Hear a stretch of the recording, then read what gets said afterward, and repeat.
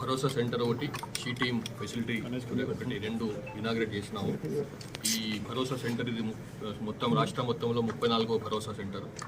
దీని యొక్క మెయిన్ ఉద్దేశం ఏంటంటే ఈ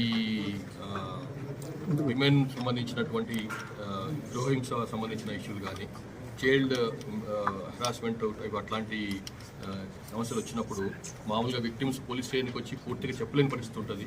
కొన్నిసార్లు పోలీస్ స్టేషన్లో ఉన్నటువంటి వాళ్ళకున్న పోలీస్ స్టేషన్లో ఉన్నటువంటి వాతావరణం వాళ్ళకి నచ్చకపోవచ్చు, లేకపోతే ఇంటిమిడియేట్ కావచ్చు ఆ వాతావరణంతో. కాబట్టి వాళ్ళు మొత్తం ఉన్న వాస్తవాలు చెప్పకపోవచ్చు, చెప్పినా కానీ కొన్నిసార్లు మా వాళ్ళ మీద అనుమానం ఉండొచ్చు, అంటే పోలీస్ వాళ్ళ మీద. సో ఇవన్నీ ఉంటాయి. కాబట్టి ఒక సుమారు 10 ఏళ్ల కింద తెలంగాణ రాష్ట్రంలో భరోసా సెంటర్ను హైదరాబాద్లో మొదలుపెట్టినాము.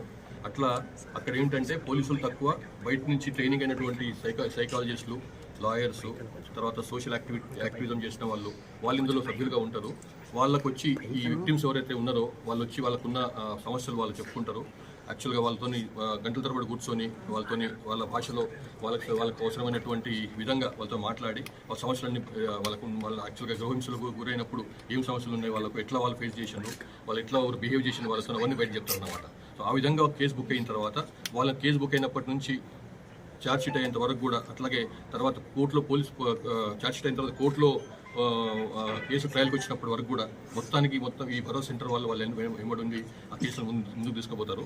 సో పోలీస్ స్టేషన్ యొక్క పాత్ర తక్కువ. ఛార్జ్షీట్ వేసే వరకు, ఎఫ్ఐఆర్ బుక్ చేసే వరకు పోలీస్ స్టేషన్ పాత్ర ఉంటుంది. కానీ మిగతా విషయాల్లో మొత్తం వీళ్ళే చూస్తారు అనమాట. ఎందుకంటే వాళ్ళు ట్రైన్డ్ సైకాలజిస్ట్ కాబట్టి వాళ్ళకు వాళ్ళ పిల్లలతోని, తర్వాత పెద్దలతో, ముఖ్యంగా ఆడవాళ్ళతో ఎట్లా హ్యాండిల్ చేయాలో, ఎట్లా మాట్లాడాలో వాళ్ళకి ట్రైనింగ్ ఉంటుంది. కాబట్టి ఇది పెట్టినాము. ఇది చాలా సక్సెస్ఫుల్ ఎక్స్పెరిమెంట్. ఇది భారతదేశంలోనే ఈ భరోసా సెంటర్ స్టార్ట్ అయిన తర్వాత భారతదేశంలో మిగతా చోట్ల కూడా దీన్ని అనుకరించారు. చాలా ప్లేస్లో ఈ సంస్థలో ఈ భరోసా సెంటర్లు వచ్చినాయి. Thank you very much. అవునండి, ఇప్పుడు నిన్నటి వరకు నడిచినట్టుంది. మా అరైవల్ ప్రోగ్రామ్ ఉద్దేశం ఏంటంటే రోడ్ల మీద లాస్ట్ 5-6 months నుంచి చెప్తూనే ఉన్నాను నేను. రోడ్ల మీద జరిగేటువంటి యాక్సిడెంట్ల వలన ఎవ్రీ సంవత్సరం మన దగ్గర 8,000 మంది సుమారుగా మరణిస్తున్నారు. వేరాజ్ మర్డర్లలో మరణించే వాళ్ళు 800 మంది సుమారు కట్టిట్టు ఉంటే ఇక్కడ చనిపోయే వాళ్ళు 10 ఉన్నారు. దానికి అంటే ఎంత ఇంపార్టెంట్ సమస్యను మనం అర్థం చేసుకోవాలి. తర్వాత రోడ్ల కనెక్టివిటీ పెరిగింది, రోడ్డు బ్రహ్మాండంగా పెరిగింది, స్పీడ్ పెరిగింది. కానీ ఏంటంటే వాళ్ళకు డ్రైవ్ చేసే వాళ్ళకు బేసిక్ డ్రైవింగ్ టెక్నిక్స్ తెలియదు అన్నమాట. కాబట్టి మనం ఏదో ప్రతి సంవత్సరం కూడా మనం రోడ్ భద్రతా ఉత్సవాలు చేసుకుంటున్నాం. కానీ అవి ఏంటంటే రొటీన్ అయిపోయినాయి, అవి మెకానికల్గా మారిపోయినాయి. ఏదో ఒక ఊరేగింపు తీయటము, ఒక ర్యాలీ తీయటము, 2-3 బ్యానర్లు పట్టుకొని రోడ్డు భద్రత పాటించండి, నియమాలు పాటించండి అని చెప్పి చేయడం జరుగుతున్నది. అట్లా కాదు. ఇది ఒక కనెక్ట్ ఏర్పడాలి, ఫ్యామిలీస్తోని ప్రతి ఒక్కరితో కనెక్ట్ ఏర్పడాలి అనే ఉద్దేశంతో దానికి అలైవ్ అని చెప్పి ఒక నామకరణం చేసేసి, అంటే ఒక సెంటిమెంటల్, ఒక ఎమోషనల్ అటాచ్మెంట్ ఉండాలి ప్రజలకు. అట్లా చేసేసి దాన్ని ఉద్దేశం ఏంటంటే ప్రతి నెల లాస్ట్ వీక్ ఆఫ్ ప్రతి నెల, ఆఖరి వారం ప్రతి నెల దీన్ని టేకప్ చేయాలి. చేసేసి ప్రతి ఊర్లో ప్రతి వ్యక్తి ఇందులో భాగస్వామి కావాలనే ఉద్దేశంతో మనం మొదలుపెట్టినాము. ఒకటి, రోడ్డు యాక్సిడెంట్ల సంఖ్య తగ్గించడము, అట్లాగే మరణించే వాళ్ళ సంఖ్య తగ్గించడం. పోయిన సంవత్సరం మేము చేసినటువంటి శ్రమ వలన చనిపోయిన వాళ్ళు తగ్గినారు కానీ యాక్సిడెంట్స్ పెరిగినాయి. కాబట్టి అది కూడా మేము ఉద్దేశం ఏంటంటే యాక్సిడెంట్స్ తగ్గించాలి, చనిపోయిన వాళ్ళ సంఖ్య కూడా తగ్గించాలి రోడ్ల మీద అన్నది ఒకటి. రెండోది ఏంటంటే ఇప్పుడు నెక్స్ట్ ఈ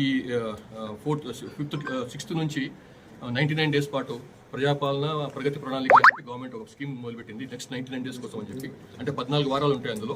ఆ 14 వారాల్లో ఒక వారం ఈ మంత్ మోస్ట్ ప్రాబబ్లీ ఈ మంత్ లాస్ట్ వారం ఎక్స్క్లూజివ్గా అరైవల్ కోసమే కేటాయించే ప్రయత్నం చేస్తున్నాం. ఆల్రెడీ ప్రభుత్వానికి విన్నవించడం జరిగింది, వాళ్ళు ఒప్పుకున్నారు. కాబట్టి ఈ లాస్ట్ మంత్ ఈ మంత్ లాస్ట్ వీక్ కూడా అరైవల్ క్యాంపెయిన్కి మొత్తం దాన్ని కేటాయిస్తాము. సో దట్ అందులో ఒక్క పోలీస్ డిపార్ట్మెంటే కాకుండా మిగతా డిపార్ట్మెంట్స్ అన్ని కూడా పార్టిసిపేట్ చేస్తాయి ఒకటి. రెండోది పబ్లిక్ రిప్రజెంటేటివ్స్ కూడా పార్టిసిపేట్ చేస్తారు అందులో, ప్రభుత్వం ప్రోగ్రాం కాబట్టి. తర్వాత ప్రతి ఊరికి కూడా దీన్ని ఈ క్యాంపెయిన్ తీసుకుపోయి దీని యొక్క ఉద్దేశాన్ని, దాని యొక్క మెసేజ్ని తీసుకుపోవాలన్న ఉద్దేశం అన్నమాట. సార్ జనగామకు సంబంధించి 10 సంవత్సరాల క్రితం జిల్లా అయింది సార్. ఇక్కడ అయినప్పుడు మాకు పోలీస్ హెడ్ క్వార్టర్ కమిషనరేట్లో కలపడం చాలా నష్టం ఉంది. ప్రతి ఒక్కరు కంటే మాకు సిబ్బంది కూడా కావచ్చు, ఒక టౌన్ పోలీస్ ఒకటి ఉంది. టోటల్ జనగామ జిల్లా సరిహద్దు గ్రామాలు మీ వరంగల్కు కనీసం 85 నుంచి 90 కిలోమీటర్లు ఉంటుంది. పోలీస్ హెడ్ క్వార్టర్ కావాలని చాలా డిమాండ్ ఉంది సార్. అది కన్స్ట్రక్షన్ అవుతున్నట్టుంది కదా, అది కొంచెం టైం పడుతుంది, అయిపోతుంది. ఎస్పీ కార్యాలయం అదే అయిపోతుంది. నా దృష్టిలో ఉంది, నాకు తెలుసు, నాకు ఐడియా ఉంది. చాలా చాలా రాష్ట్రం సార్. అవును, నాకు తెలుసు, నాకు దృష్టిలో ఉంది ఇది, అది అయిపోతుంది. అయిపోతుంది. పోలీస్ స్టేషన్ కూడా ఒకటే ఉన్నది సార్, పెద్ద టౌన్ విస్తృతమైంది, పెద్ద ఉంది సార్. గవర్నమెంట్ పెండింగ్ ఉన్నది, ట్రాఫిక్ పెండింగ్ ఉంది, రూరల్ పెండింగ్ ఉన్నట్టుంది. 2 పెండింగ్ ఉన్నాయి గవర్నమెంట్. నాకు తెలుసు. Thank you.